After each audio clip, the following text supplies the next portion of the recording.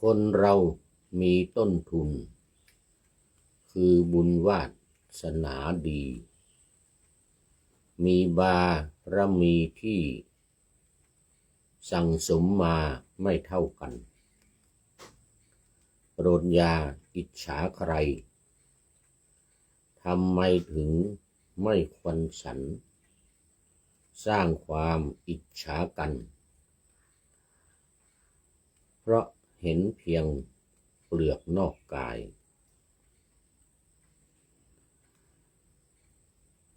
บั่นทอนความสุขสันต์ปัจจุบันเสื่อมสลายนำสู่ความน้อยใจเป็นการสร้างกรรมไม่ดีขอถวายความนอบน้อมแด่พระรัตนตรัยมีพระพุทธเจ้าเป็นต้นขอถวายความเคารพพระมหาเถระพระเถรานุเถระเจ้าคณะพระสังฆาธิการทั่วโลกมีพระเดชพระคุณพระธรรมเสนาบดีเจ้าคณะภาค7วัดพระธาตุดอยสุเทพเป็นต้นและขออำนวยพรแด่ท่านผู้ฟังท่านผู้ชมสาธุชนพุทธบริษัททั้งหลายวันนี้รายการธรรมะหลังธรรมวัดเย็นของวัดพระธาตุดอยสุเทพออกอากาศทางสถานีวิทยุพระพุทธศาสนาแห่งชาติและจริยธรรมวัดพระธาตุดอยสุเทพระบบ FM 96 เมกะเฮิรตซ์มีพ่อครูวันลบนามวงพรหมเป็นผู้อำนวยการอาจารย์พระมหาประสิทธิ์ประสาธิโกเป็นหัวหน้าสถานีและอาตมาภาพพระครูปริยัติยานุศาสตร์เป็นผู้บรรยายเป็นประจำทุกวันเวลา 18:40 นาทีถึง 19:10 นาทีตอนนี้ขอต้อนรับโยมแม่จันสมสาธุสาธุอาทิกัลยาณี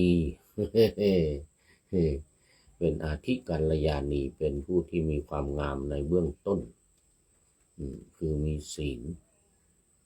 สะอาดบริสุทธิ์นี่เราว่าเข้ามาแต่หัวรุ่งวันนี้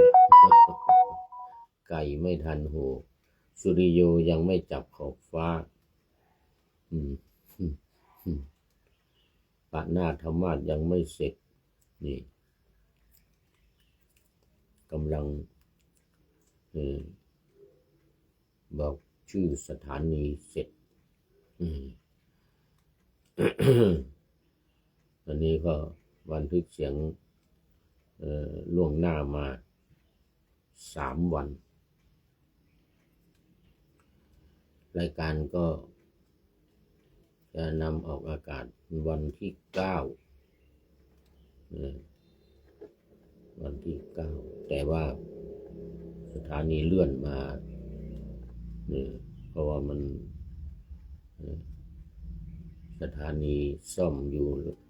3-4 วันก็น่าจะเป็นวันที่13น่าจะออกวันที่13 13 มิถุนายนนั่นเลยนะเพราะว่าวันนี้วันที่7โยมแม่จันสมบอกว่ากราบสาธุสาธุค่ะโมทนาโมทนาเป็นท่านแรกในวันนี้แล้วก็เป็นเบื้องต้นมาตอนนี้ก็มาสู่เนื้อหาสาระของธรรมะกันเลยวันนี้เป็นเรื่องลักษณะของผู้เป็นธรรมกถึนี่ธรรมกถึนี่ก็คือผู้กล่าวธรรมนะกถะนี่แปลว่ากล่าวธรรมะก็คือธรรม ผู้กล่าวธรรมเหมือนกับผู้พูดที่กำลังพูดอยู่เดี๋ยวนี้เขาเรียกว่าธรรมกถึกผู้กล่าวธรรมหรือผู้แสดงธรรมที่เทศบนธรรมาสน์นะหรือที่ปาฐกถาอะไรก็ตามที่เป็นธรรมะเป็นการพูดธรรมะนะหรือไม่ก็สอนในโรงเรียนพูดธรรมะสอนในโรงเรียนนี่นะเขาเรียกว่าธรรมกถึกทั้งนั้นเลยมีลักษณะที่พระพุทธเจ้าว่าไว้ในนิทานกถาสังยุตตนิกายพระสุตตันตปิฎกเล่มที่16พระสูตรเล่มที่16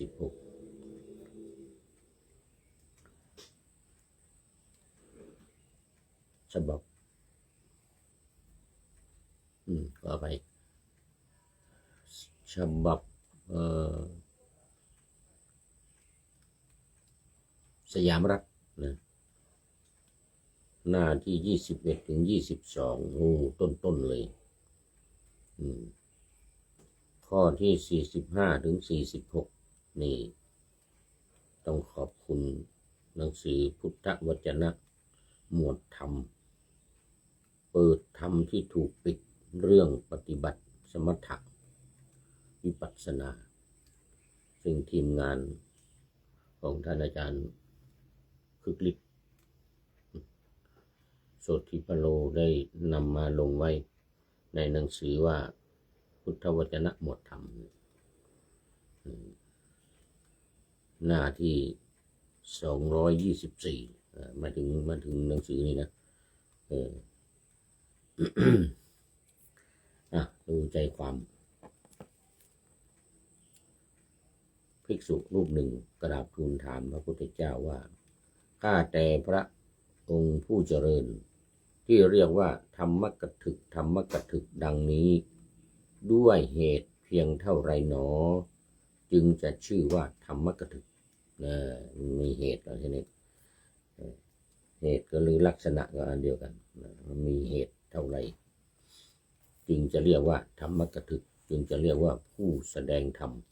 ผู้กล่าวธรรมที่ถูกต้องที่เหมาะสมพุทธองค์ตรัสว่าดูก่อนภิกษุถ้าภิกษุแสดงธรรมเพื่อความเบื่อหน่ายเพื่อความคลายกำหนัดเพื่อความดับชราและมรณะควรจะกล่าวว่าภิกษุธรรมกถึกนี่มาแล้วธรรมะมาแล้วแสดงธรรมเพื่อความเบื่อหน่ายนี่อันดับแรกภาษาบาลีเขาเรียกว่านิพพิทาคือความเบื่อหน่ายในอะไรเบื่อหน่ายในความทุกข์คนเรานี่เกิดมามีความทุกข์เหลือเกินก็เลยเกิดความเบื่อหน่ายอันนี้คือเวลาเทศเวลาพูดเนี่ยเทศให้คนเกิดความเบื่อหน่ายในความทุกข์หรือในตัณหาก็ได้ในกิเลสทั้งหลายนะเบื่อหน่ายในตัณหากามตัณหาภวตัณหาวิภวตัณหาอย่างนี้พูดถึงให้เกิดความเบื่อหน่าย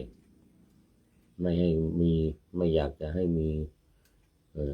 ความกำหนัดไม่อยากจะให้มีกามคุณทั้ง5อย่าง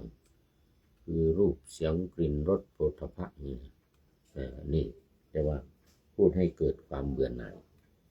ในสิ่งเหล่านี้เพราะว่าสิ่งเหล่านี้เมื่อมีแล้วมันทำให้เป็นทุกข์นั่นเองทำให้ลำบากทำให้เป็นทุกข์ ทีนี้ถึงสาเหตุของมันเลยเราเรียกว่าสมุทัยพูดถึงสมุทัยสาเหตุของมันคืออะไรตัณหา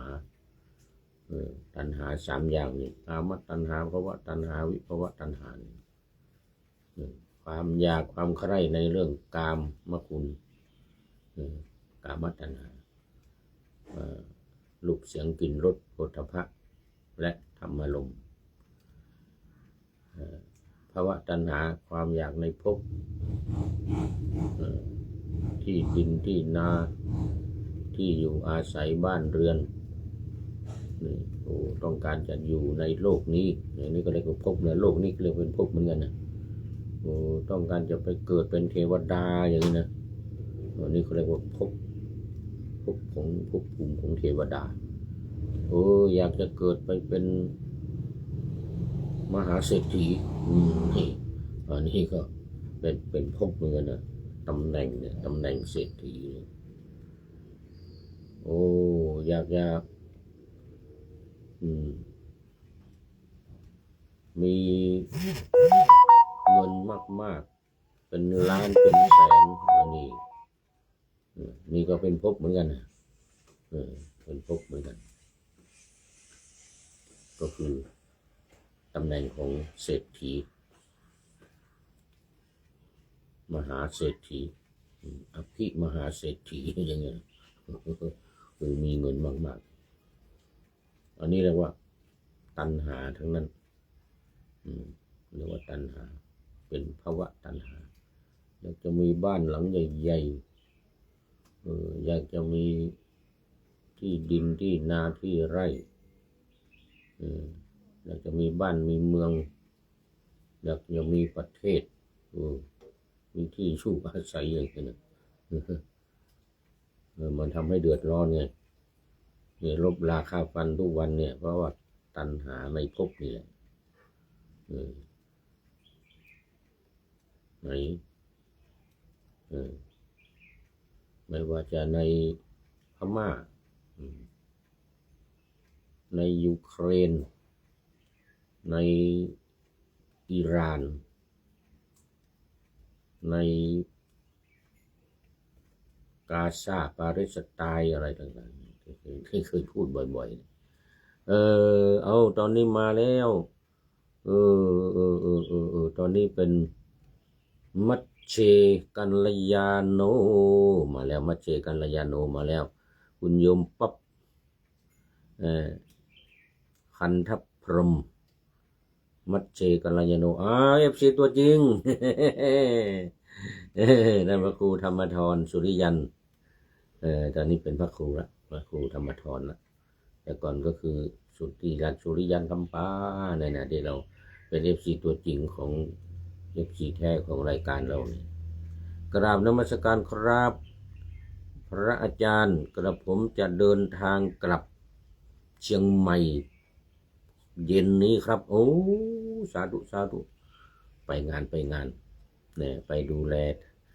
สถานธรรมที่พักสงฆ์ดอยสุเทพนู่นจังหวัดปทุมธานีที่คลองสี่ขึ้นรถไฟสถานีรังสิตเวลา 19:05 นาทีนี่รายงานมาแล้วไปถึงสถานีรถไฟ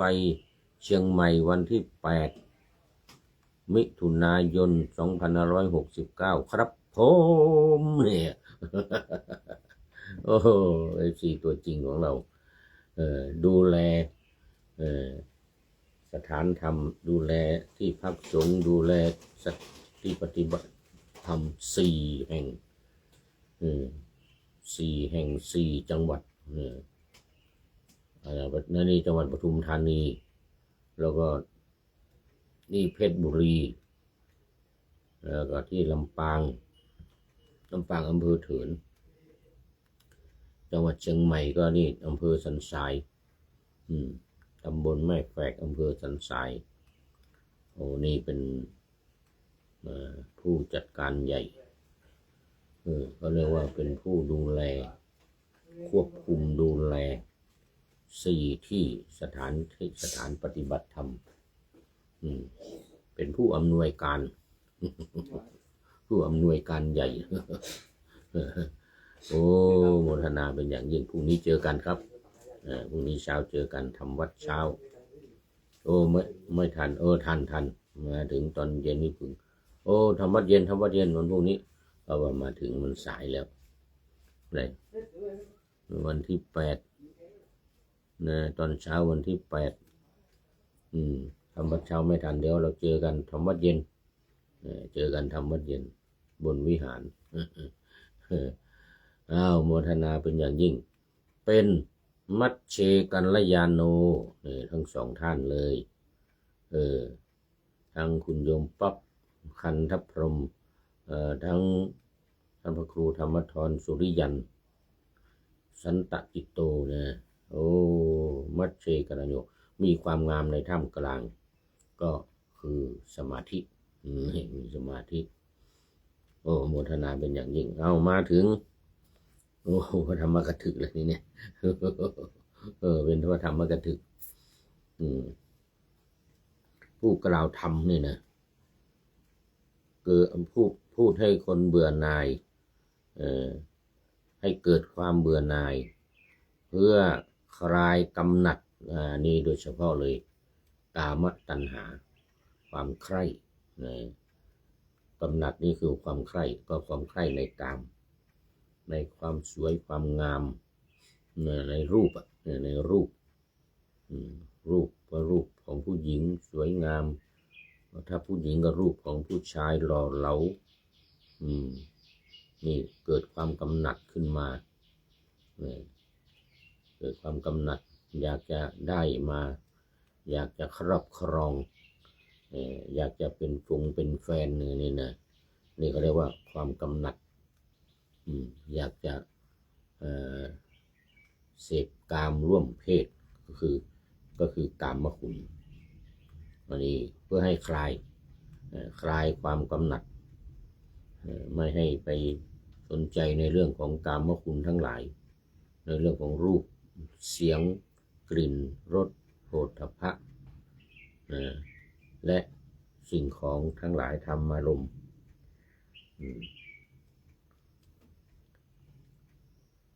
แล้วก็3เพื่อความดับชราและมรณะนี่สุดยอดเลยจะดับชราและมรณะได้ยังไงชรามันอยู่ไหนต้องไปดูปฏิจจสมุปบาทอยู่ท้ายสุดเลยชรามรณะข้อที่12เลยปฏิจจสมุปบาทเนี่ย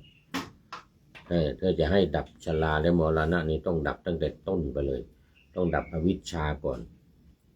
อวิชชาปัจจญาอวิชชาเป็นปัจจัยก็เกิดสังขารใช่ไหมเพราะอวิชชามันทำให้เกิดสังขารถ้าดับอวิชชาได้แล้วก็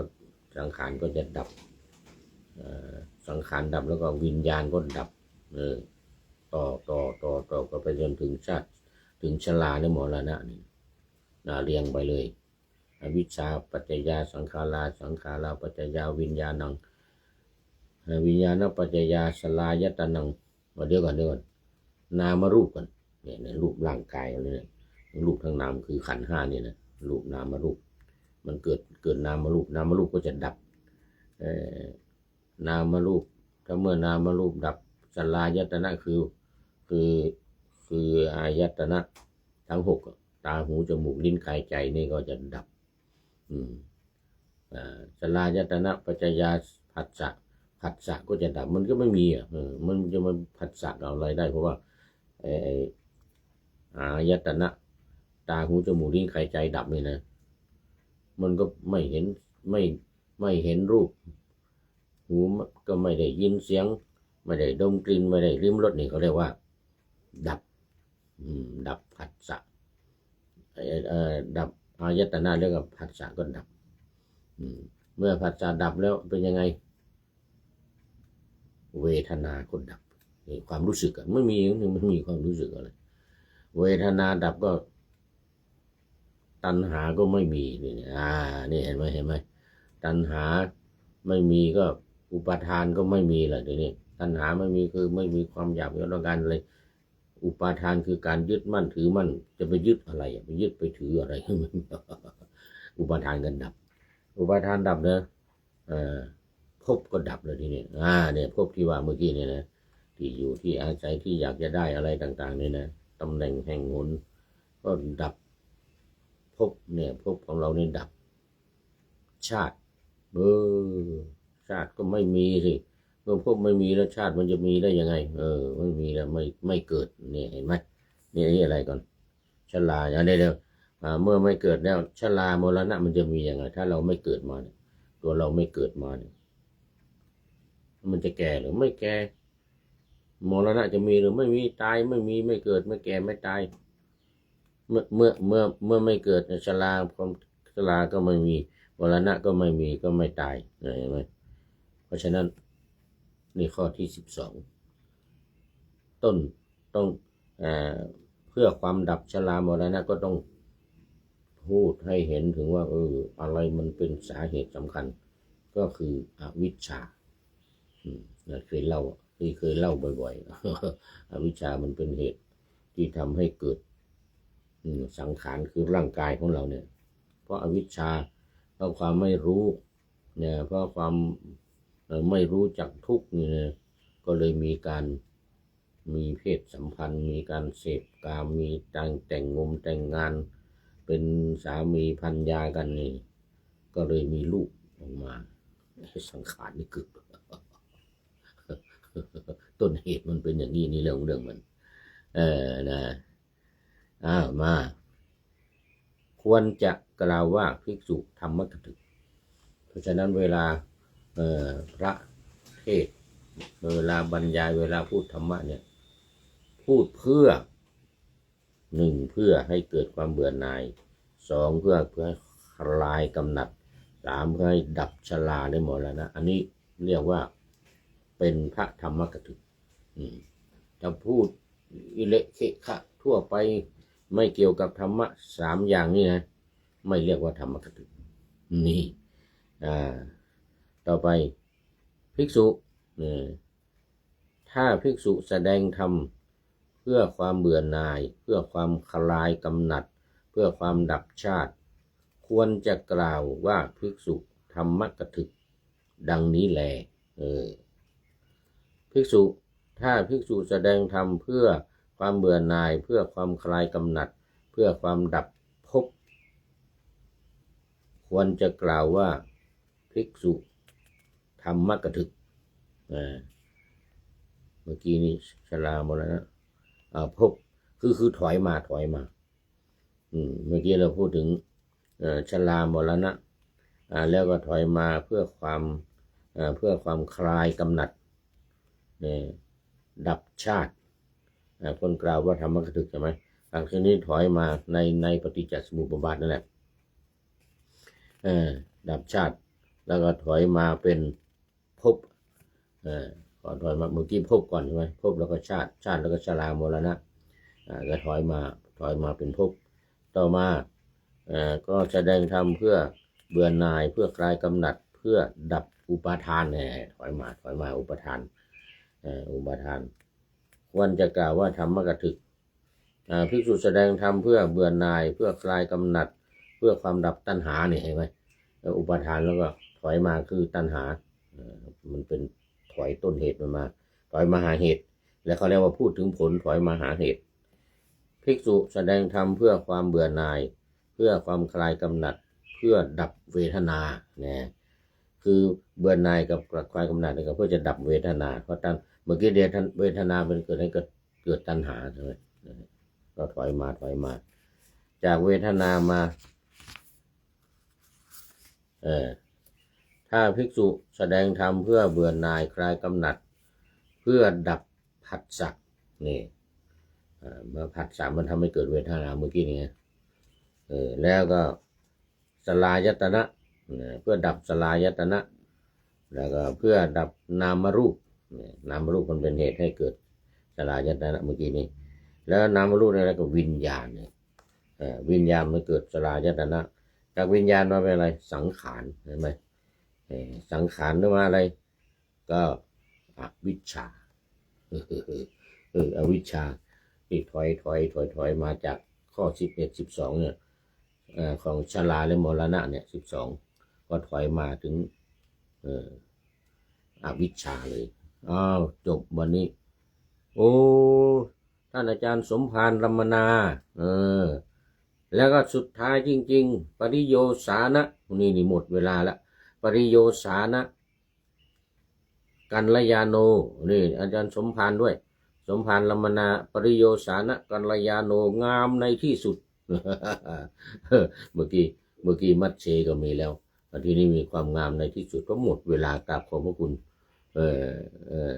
ท่านอาจารย์สมภารรัมมนาพระครูธรรมธรสุริยันแล้วก็ใครที่ผ่านมาอาจารย์สมนะแล้วก็พระเดชพระคุณหลวงพ่อสุทธิสงึมรำวันนี้มาปริโยสารโอ้โหขอบพระคุณเป็นอย่างยิ่งครับพระเดชพระคุณหลวงพ่อสุทธิสงึมรำจากจังหวัดบุรีรัมย์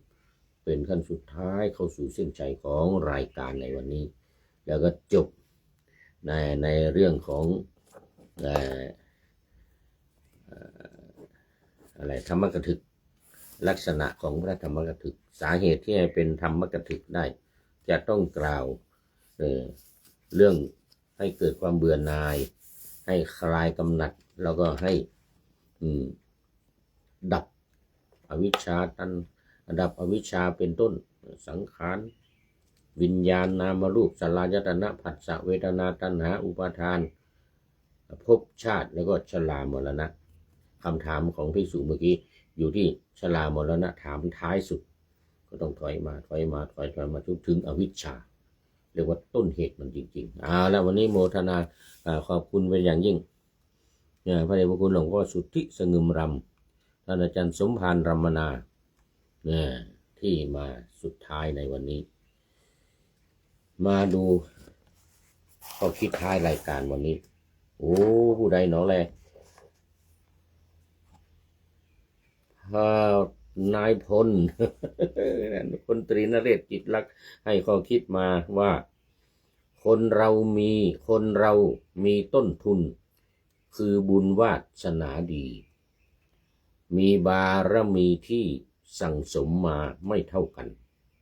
โปรดอย่าอิจฉาใครทำไมถึงไม่ควรสรร